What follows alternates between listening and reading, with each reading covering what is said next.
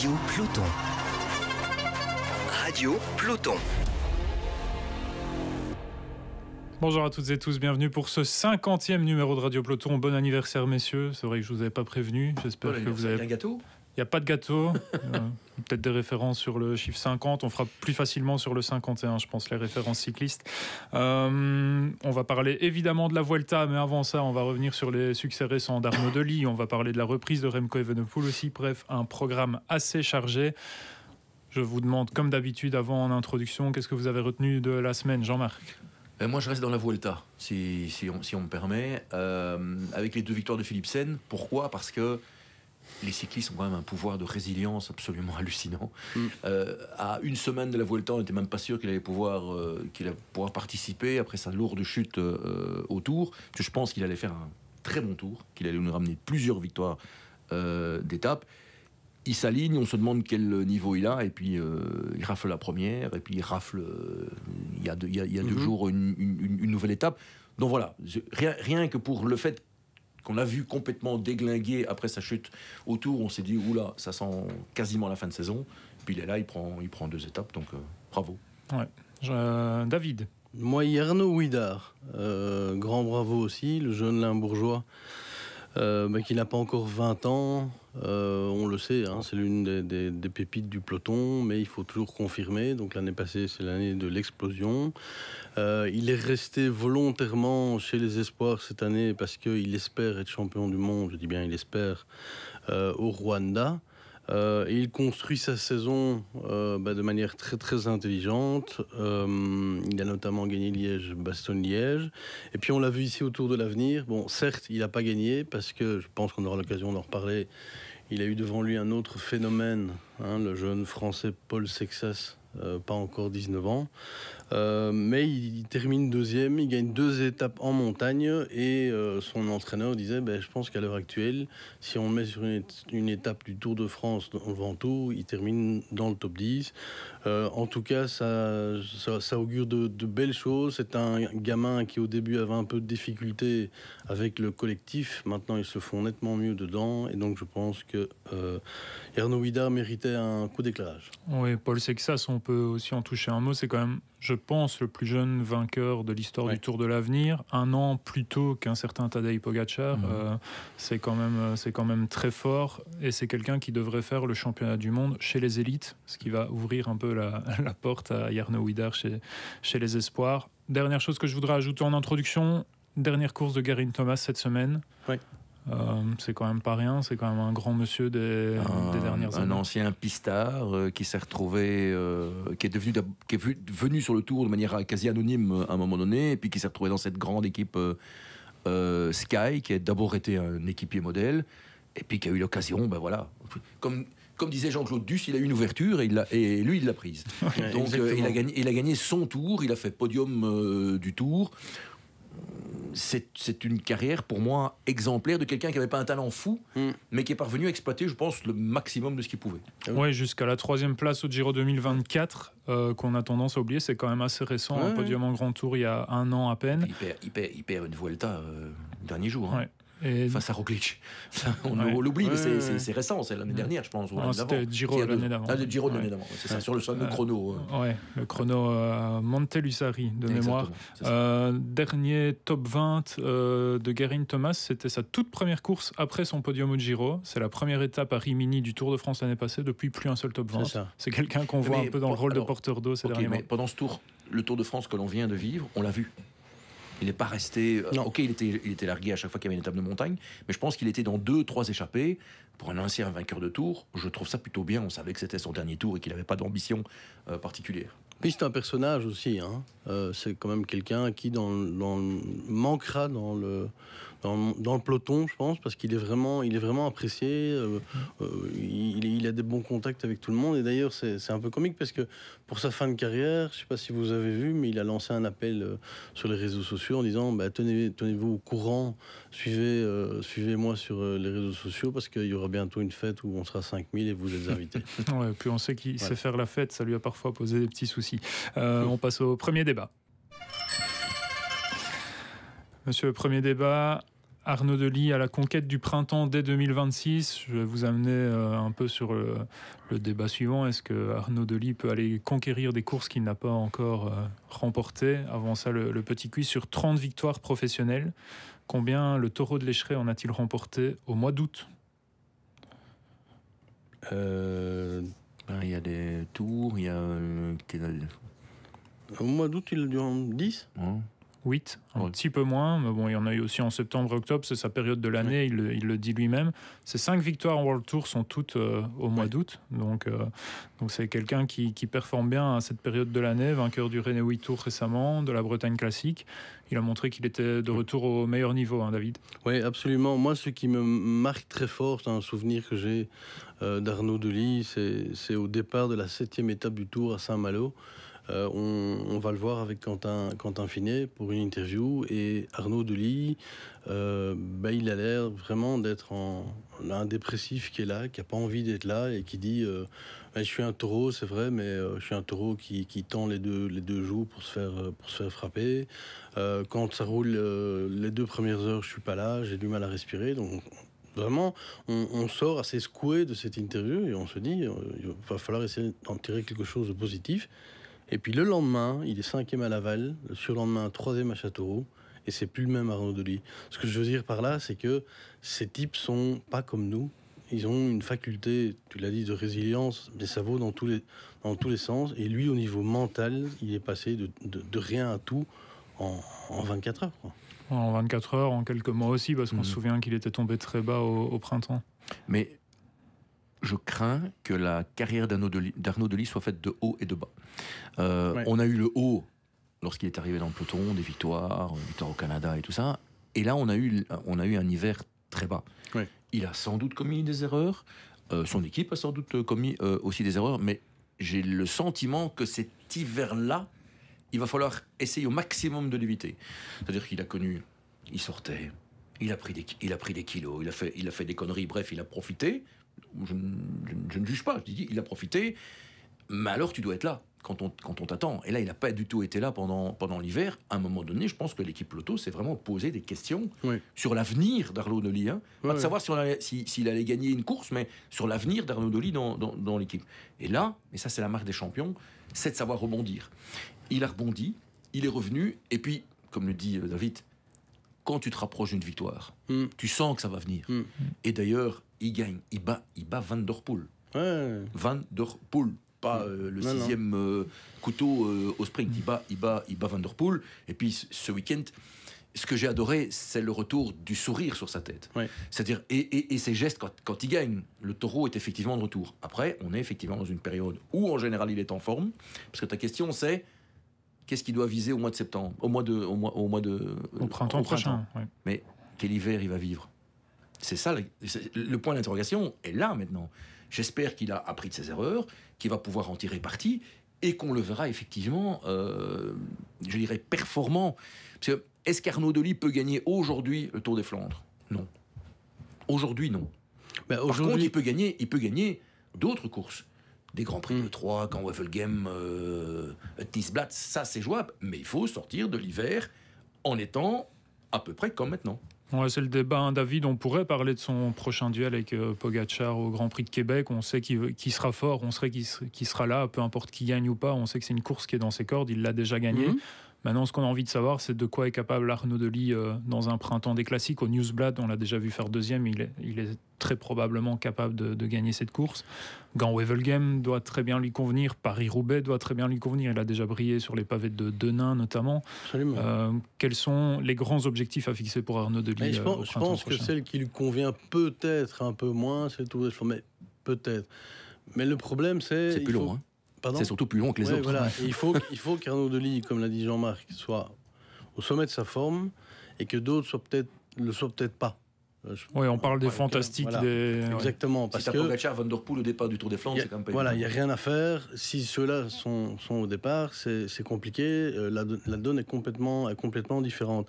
Mais Arnaud Delis doit être capable, dans un futur, n'oublions pas qu'il n'a jamais que 23 ans, mais doit être capable à un moment donné de jouer la gagne. Pour moi, le terrain est déjà différent.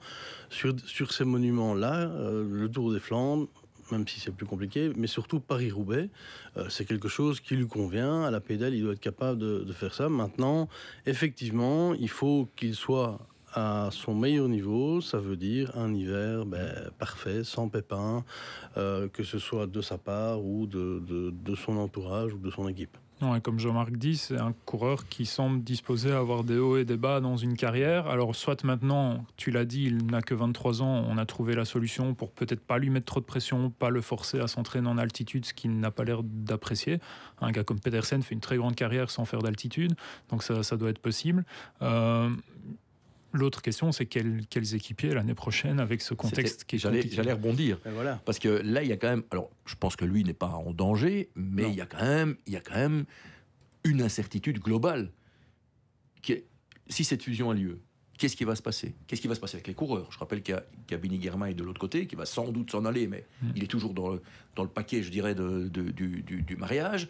Qu'est-ce qui va se passer avec des gens qui entourent les coureurs? C'est-à-dire des mécaniciens, des nutritionnistes, enfin tous ceux qui sont leur entourage proche, ceux qu'ils voient tout le temps. C'est toujours le même problème en cas de fusion, ce sont toujours ces gens-là. 1+1, ça fait jamais 2. Oui, exactement. Maintenant, je pense qu'Arnaud Delis, avec ce qu'il est en train de refaire depuis la deuxième partie du Tour de France, montre qu'il doit être une pièce majeure de cette nouvelle équipe, dont on connaît encore pas grand-chose finalement. Par rapport à Binyam Girmay, Girmay il est là, mais Girmay cette année...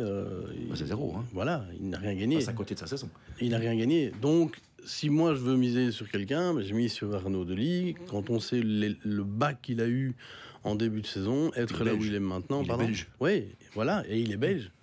Tu construis une équipe belge, tu as un Belge comme leader. Une des têtes d'affiche de notre cyclisme. Ouais, voilà, une des têtes d'affiche de notre cyclisme. Je pense que ce serait vraiment une erreur dans la nouvelle structure de ne pas miser sur Arnaud Delis, mais je suis persuadé que c'est ce qu'ils vont faire, c'est miser sur lui. Oui, en dehors de ça, ça vous inquiète un peu qu'on n'en sache pas plus sur cette fusion? Ça fait quand même, on en parle depuis la moitié du Tour de France, ça fait un petit moment que ça n'avance plus. Moi, ça ne m'inquiète pas, mais je pense que ça doit inquiéter beaucoup de coureurs. Mais c'est ce que des deux côtés. C'est ce que j'allais dire. Jean-Marc parlait de l'entourage des coureurs. Moi, je pense que ces gens-là, c'est encore pire que les coureurs, parce que les coureurs, c'est une chose, mais les mécanos, comme dit Jean-Marc, ou des employés qui se disent on va peut-être se retrouver à la rue, sans boulot. On se souvient de la fusion avortée entre Soudal Quick-Step et Jumbo-Visma à l'époque. Je me souviens que chez Quick-Step, tous les mécanos, ça trouillait, l'ambiance en fin de saison était vraiment pas bonne. Et pour tous ces gens-là, ça doit être très très compliqué au sein de l'équipe. Ouais. Et d'ailleurs, il n'y a pas beaucoup de coureurs qui veulent en parler pour le moment. Et qui va gérer la structure? Qui? C'est Bourlard ou c'est Eulot? C'est une vraie question. Et c'est une vraie question. Et d'ailleurs, il y a du lobbying qui est fait. Je ne parle pas par eux, mais dans leurs entourages respectifs, il y a du lobbying qui est fait. Ouais. On appelle les journalistes pour dire tiens, un tel a fait un très bon choix, etc. On voit très bien que là aussi, on essaye de mettre l'un en avant plutôt que l'autre. Oui, image marquante aussi cette semaine à la Vuelta. Eduardo Sepulveda prend une échappée avec l'auto. Le soir sur Twitter, il met des belles photos de son échappée et il dit à la recherche d'une victoire d'étape, 3 petits points et d'un contrat. Donc ça montre aussi l'état d'esprit dans lequel... Inévitablement. Je pense que ça, Arnaud Delis n'a pas ce problème-là, bien sûr. On passe au deuxième débat. Que peut-on attendre de Remco Evenepoel pour sa reprise? On va parler du Tour de Grande-Bretagne. Avant ça, le quiz lié à ce débat. À quelle place avait terminé Remco l'année passée au classement général de ce Tour de Grande-Bretagne? C'est pour David. 7. 28e. Oui, 28e. Oui, j'ai pas osé dire un chiffre parce que je pense qu'il n'était pas du tout dans le coup. Donc, en se mettant au service de Magnier et à la Philippe. De Magnier et à la Philippe, mais je pensais quand même qu'il était plus près. La première étape de ce Tour de Grande-Bretagne l'année passée était pile un mois après son doublé olympique, donc on peut comprendre qu'il avait fait un break. Ici, son break remonte à un peu plus loin puisqu'il a abandonné le Tour de France, si je dis pas de bêtises, le 19 juillet. Dans quel état on va retrouver Remco? Il n'a pas donné trop de nouvelles récemment. Non, il n'a pas donné beaucoup de nouvelles. Je pense que c'est assez intelligent de sa part. Il a voulu se montrer discret pour deux choses. Un, par rapport à sa forme. Lui est sans doute le seul qui sait où il en est avec son entraîneur. Et deuxièmement, parce que son transfert a fait beaucoup de bruit et probablement que Remco n'a pas voulu remettre de l'huile sur le feu, n'a pas voulu en rajouter par rapport à ses équipiers, par rapport à son employeur actuel, parce qu'il ne faut pas oublier qu'il doit finir la saison avec son équipe. Et moi, je me pose souvent la question, comment ça se passe ? Comment un coureur comme ça, qui est un coureur majeur du peloton, il sait qu'il va aller ailleurs, comment est-ce qu'il finit la saison, dans quel état d'esprit, et surtout ses équipiers par rapport à lui. Donc, pour enchaîner sur ta question, moi je ne serais pas surpris du tout que Remco se mette au service d'un Van Wilder, par exemple. Comme il l'a fait l'année passée. Et puis, lui, ça lui permet quoi ? Il va essayer d'aller gagner son étape. Ça, c'est sûr, on le connaît. On sait comment est Remco Evenepoel. Il va tester ses sensations. S'il est bien, et je ne peux pas imaginer qu'il prenne le départ du Tour de Grande-Bretagne sans être au moins à 80%, s'il est bien, il va se dire je vais essayer de gagner mon étape, je ne vais pas me mettre trop de pression, je reste en retrait et je roule pour Van Wilder. Maintenant, vous savez tous comme moi que Remco Evenepoel, il est imprévisible et on sait jamais. On sait surtout qu'il est là pour préparer le mondial de Kigali, qui est son grand objectif de fin de saison. Jean-Marc, depuis son abandon au Tour, Remco, on l'a vu poster un communiqué pour expliquer un peu dans quelles conditions il avait abordé ce Tour de France. On l'a vu juste faire un petit post sur les réseaux sociaux 1 an après son doublé olympique pour rappeler qu'un an, il fêtait son anniversaire, entre guillemets. Le lendemain, le 4 août, sa seule sortie partagée sur Strava depuis, avec une petite phrase du rappeur Ouai Renoir, toujours un peu mystérieux. Le 5 août, il officialise son transfert chez Red Bull. Et depuis, on ne l'a plus vu. Non. Même à la REV Ride, il s'est fait porter pâle, entre guillemets, ou en tout cas, il s'est fait excuser par ses parents qui avaient notamment expliqué qu'il n'était pas tout à fait prêt à rouler avec tous ses supporters. Il a fait un stage à Livigno, a priori. C'est là qu'il avait préparé sa Vuelta 2022. Donc, c'est un endroit où il a sans doute pu se ressourcer, se rappeler de bons souvenirs. Dans quel état de forme tu l'attends cette semaine en Grande-Bretagne ? Alors, d'abord, ce que tu viens de dire, c'est pas du Remco Evenepoel. De se faire aussi discret, je pense qu'il a dû mordre sur sa chic, comme on dit en bon français. D'abord, je pense qu'il a reçu un solide coup sur la tronche au Tour de France.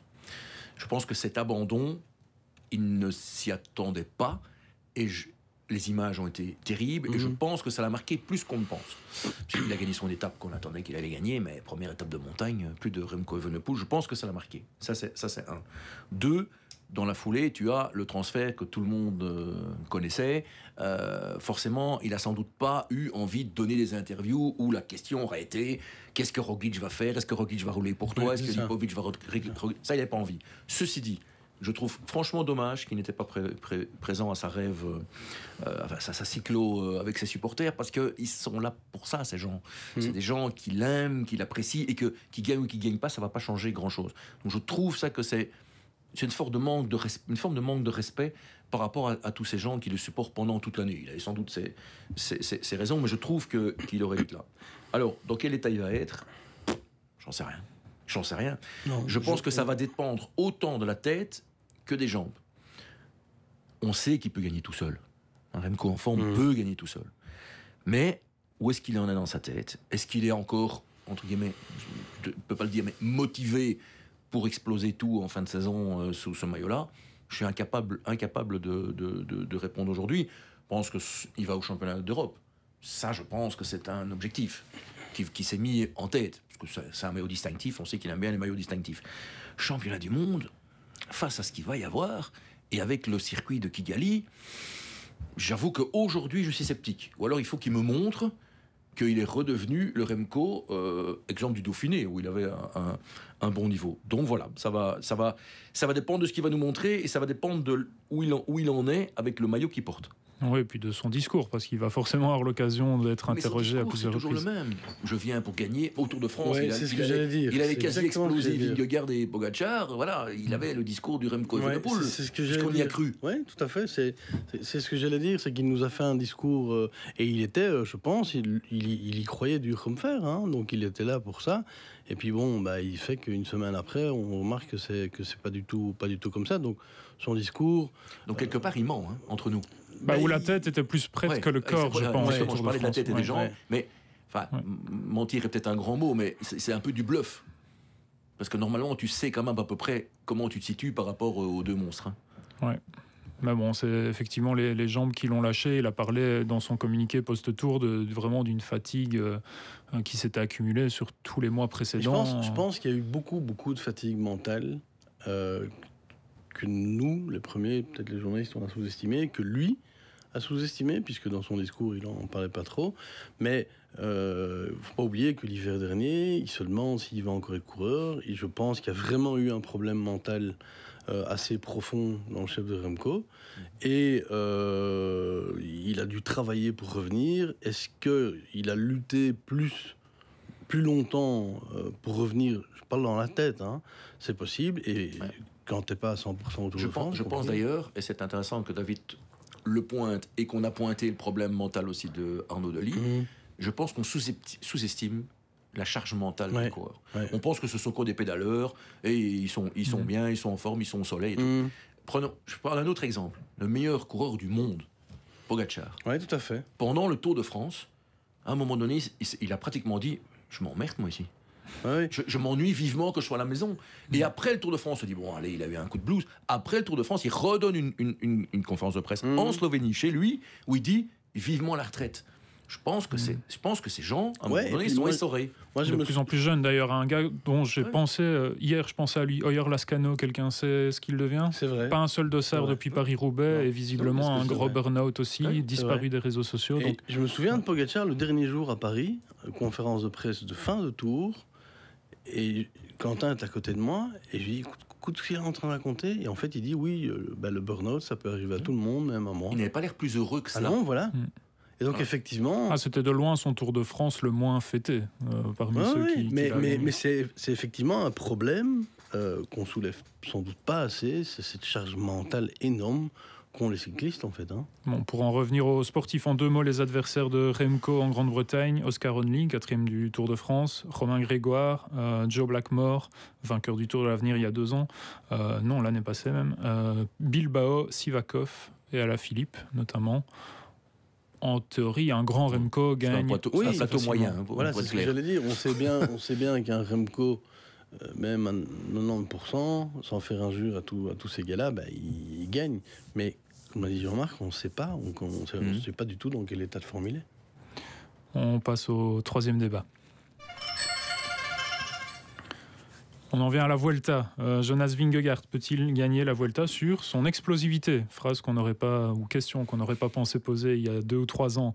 Vingegaard va gravir l'Angliru pour la 40e fois d'ailleurs de sa carrière ce vendredi, messieurs. 2e fois Non, la première. 3e.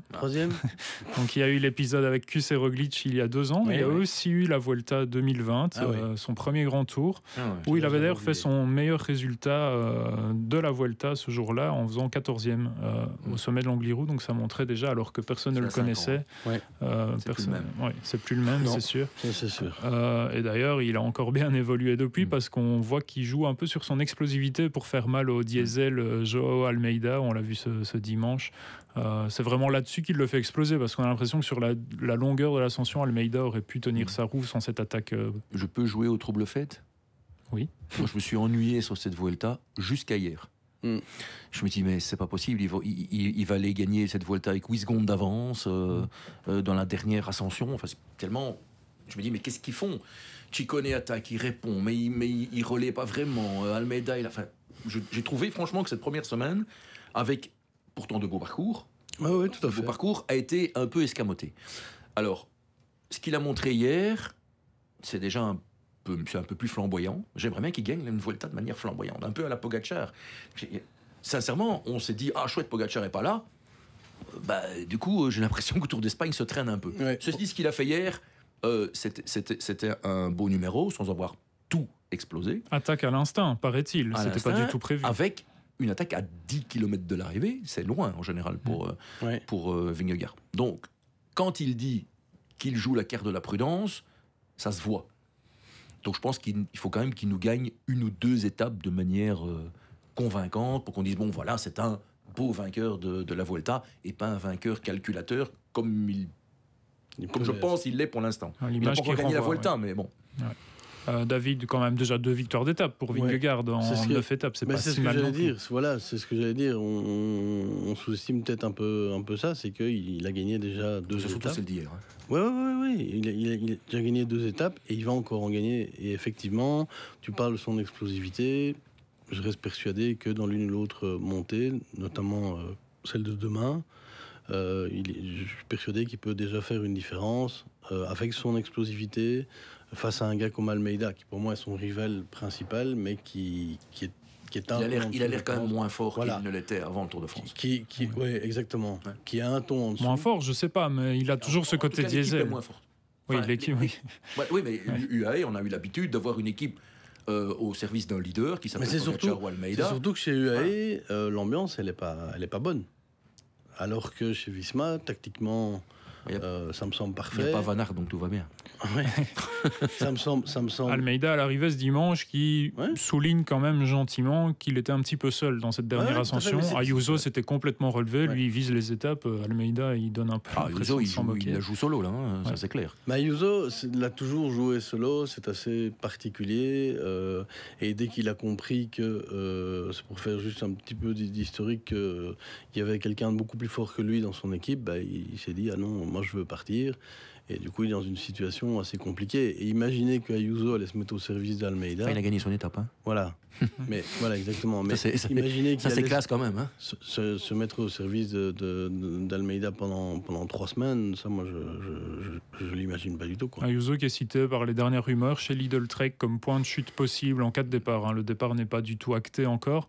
Lidl Trek, c'est quand même une équipe très soudée où on se renvoie les ascenseurs, où on se fait des politesses. On a un peu de mal à imaginer Ayuso dans cet encadrement-là, mais peut-être que ça peut lui servir de déblocage. Ayuso a un côté Roglic, c'est-à-dire d'abord ma pomme et puis après les autres. Mais à un moment donné, s'il veut un jour arriver à gagner un des 3 grands tours, il va devoir avoir une équipe autour de lui. Et Lidl, c'est une vraie équipe. Il faut le laisser avec, comme tu le dis, des leaders comme Ciccone qui roulent pour que Pedersen gagne une étape, il va devoir apprendre. Ou sinon, il finira, je sais pas moi, en D2 espagnol. C'est dommage, parce que c'est un vrai talent. Oui, tout à fait. L'Angliru, messieurs, on va quand même en parler. C'est ce vendredi, c'est peut-être le col le plus dur en Europe. On parle quand même de 6 km à plus de 13%, et ça monte déjà avant. Ça convient mieux à qui, ça, entre Almeida et Vingegaard? Vingegaard. Oui. Enfin, ça dépend si tu les mets tous les deux au pied de l'Angliru ou pas. Si Almeida a un peu d'avance, peut-être qu'il peut le faire. Mais dans l'absolu, tu les mets tous les deux en bas, tu me rajoutes Ciccone, c'est la même chose. Hein, ce sera Vingegaard. S'ils sont à 3 au pied d'Angliru. Mais c'est quand même plus dur de mettre une attaque tranchante dans l'Angliru où on est un petit peu obligé de lisser son effort, et ça c'est quand même quelque chose qui convient à Almeida. Alors l'Angliru, j'essaie de maintenir le suspense. Voilà, c'est ça. C'est un col qui peut lui convenir, mais qui lui convient moins que Vingegaard, qui pour moi est un pur grimpeur, donc peut faire la différence là, oui. Ok, Thorstein Train, sa durée de vie avec le maillot rouge, c'est jusque demain, plus demain, loin. Non? Oui, demain déjà, ça paraît. A priori, demain. Moi, je pense que demain, il saute. Je me disais, tiens, l'Arabe Belagua, ça me disait quelque chose, et je me suis souvenu. Et en fait, c'est là que Remco Evenepoel va gagner son étape en 2023, le lendemain de sa défaillance dans le Tourmalet, dont tout le monde se souvient. Et en fait, c'est une étape où il part avec Bardet. Et à un moment donné, il lâche Bardet à la pédale. C'est ce jour-là que Bardet dit moi, j'ai passé une super journée avec un grand champion. Exactement. Et le troisième termine à 6 minutes. Et qui était un Belge. Faut que je me souvienne. Van Eetvelt. Exact. J'ai failli l'oublier. Mais non, tout ça pour dire que demain, oui, je pense que j'ai été voir un peu le train. Bon, c'est un grimpeur. Il a gagné une étape du Tour de Suisse l'année passée. Un peu tard, il a terminé 2e, si je me souviens, d'une étape du Tour des Alpes. Mais bon, si on a un Vingegaard...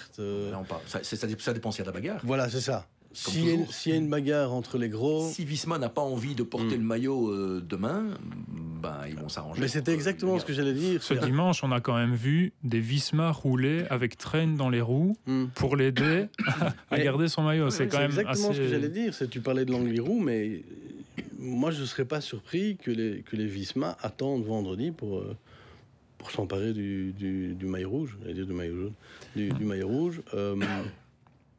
Là, il est bien, il est confortable, Vingegaard. Ouais, on rappelle, ne pas avoir le maillot rouge, c'est avoir un petit peu moins de poids sur les épaules, c'est éviter des protocoles, des contrôles antidopage, c'est rentrer plus tôt à l'hôtel, moins d'interviews obligatoires aussi, même s'il est malgré tout assez sollicité. Donc, la presse danoise est très présente. Hein. Vous savez, sur la Vuelta. Un porteur de maillot distinctif au Tour de France, sur une journée, c'est 2 heures qu'il perd en protocole. Donc, ça fait quand même... Ouais. C'est aussi pour ça qu'on a vu Tim Wellens se battre pour le maillot à poids en début de Tour de France pour ne pas que Pogacar le porte. Ça fait calcul d'épicier. Ah ben oui. Je veux pas le maillot parce que j'ai pas. Non, ça je suis tout à fait d'accord. Mais bon, je suis tout à fait respecte, mais ça manque un peu de flamboyant. Ouais, et Pogacar calcule pas comme ça, on est tout à fait d'accord. Mais voilà, lui. Mais peut-être que ça fait partie de la fameuse charge mentale dont on parlait tout à l'heure. Ouais. Ça, c'est vrai. J'en reviens à la Vuelta 2023 où Vingegaard avait quand même eu une préparation similaire. Il sortait du Tour de France. Qu'est-ce qui s'était passé en 2023 ? Il était sans doute le plus fort finalement. Ouais. Il a eu plus de facilité que Roglic à laisser la victoire à Kuss. Mais Vingegaard avait surtout explosé en 2e et 3e semaine. Il s'était fait discret en première semaine. Il gagne le Tourmalet. Il gagne une autre arrivée à Bérez, je pense. Il aurait pu gagner l'Angly Rouge, je pense qu'il l'a laissé à Roglic pour qu'il s'est dit comme ça, lui il est content, et puis on laisse à Sepp la victoire finale. On peut s'attendre à voir Vingegaard avoir le même parcours cette année, monter en puissance et écraser peut-être la fin de cette Vuelta. Je pense que c'est je reviens avec ce mot, calcul qu'il fait. Il doit gérer 3 semaines, il a quand même fait le Tour de France, c'est quand même une certaine fatigue, il a fait plutôt, je trouve, un bon Tour de France. Il a plutôt mieux fini que... Il a fini fort, il a très bien fini. Donc je pense qu'il a joué intelligemment. Je dis juste que moi, personnellement, j'aime bien quand ça pète, j'aime bien quand il s'explose. Et bon, voilà, mais il va le gagner, et tout, il sera content, et son équipe sera contente. Il aura réussi un... Ouais, et on pourra rien lui reprocher finalement. Mais de nouveau, le côté flamboyant, désolé d'aller toujours sur ce mot-là, c'est que je m'attendais à ce qu'il aille au championnat du monde, il n'y va pas. Mais ça, je suis tout alors qu'il a dit et répété, je fais le Tour de France, la Vuelta, mon objectif championnat du monde. Et finalement, il n'y va.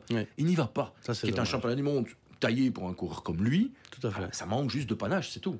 Ouais, il sera a priori au championnat d'Europe jusqu'à un éventuel désistement, nous dira Jean-Marc. Voilà. Ouais, mais c'est vrai.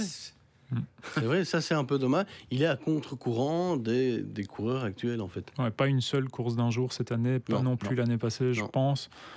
On aimerait le voir au championnat d'Europe, même contre Remco, ça ferait un beau duel pour un maillot quand même distinctif. Et puis ça améliore un palmarès quand même. Enfin, ça rend le palmarès plus beau de gagner des petits tours ou des courses d'un jour. Et puis ça rend le coureur plus, comme tu l'as dit tout à l'heure, plus sympathique, même s'il est sans doute très, très sympa, etc. Mais même si tu perds. Oui. C'est quelque chose qu'on reprochait à Armstrong. On a reproché beaucoup de choses à Armstrong, évidemment, mais on lui reprochait aussi de ne faire que le Tour de France. Armstrong, il a fait 4e de Liège-Bastogne-Liège.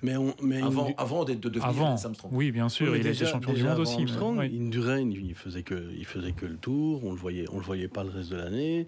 Ça rend pas les coureurs sympas. Alors que Vingegaard, avec son nouveau profil, entre guillemets, cette explosivité qu'il a quand même gagnée sur les dernières années, il doit être capable d'aller gagner un championnat d'Europe en Ardèche. C'est d'ailleurs là qu'il a gagné sa dernière course d'un jour. Ou même ce qu'il nous a montré ces 2 dernières années au Tour de France, c'est qu'il a une pointe de vitesse. Oui. Dans un petit groupe, il ne va pas gagner un sprint massif, il ne va pas battre Arnaud Ledy au sprint, mais dans un petit groupe, je pense qu'il peut le faire.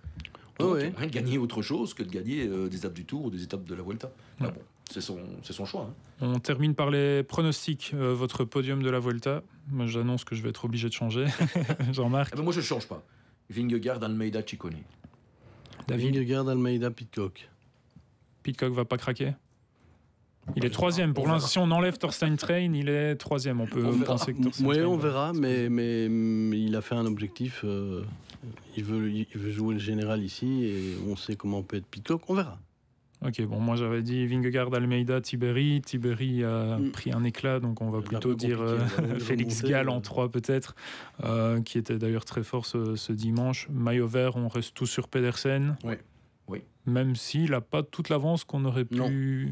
Non, mais il peut aller dans des échappées, aller chercher. Oui, il devrait l'avoir quand même. C'est un coureur complet. En plus, Philipsen n'a pas l'air de d'y accorder. Les calculs, lui, c'est les faire. Pedersen, il passe partout. Donc, Peter Sagan en a gagné quelques-uns comme ça au Tour de France. Mon maillot à poids, du coup. Moi, je garde Vingegaard parce que j'espère puisque je pense qu'il va aller en gagner l'une ou l'autre et donc aller rafler ce qu'il faut. Mais s'il dit Vingegaard, alors moi je vais changer, je vais dire Ayuso, parce qu'Ayuso va plus représenter du tout quelque chose de dangereux au général, donc il va pouvoir un petit peu s'amuser, se montrer, puisqu'il doit le faire de toute façon. Et on donnerait plus de liberté à Ayuso qu'à Vine peut-être, parce que c'est Vine qui a le maillot quand même pour l'instant. Mais... Ayuso sur le podium à Madrid avec le maillot à pois, ça c'est pour UAE. Oui, c'est vrai. Ouais.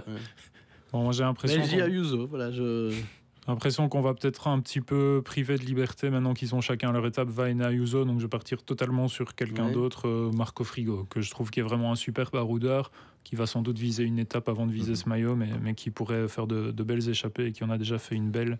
Le jour de la victoire d'Ayuso, il fait deuxième. Merci à tous de nous avoir suivis. On se retrouve lundi prochain pour la prochaine journée de repos à la Vuelta et pour débriefer du Tour de Grande-Bretagne. À bientôt. Radio Peloton.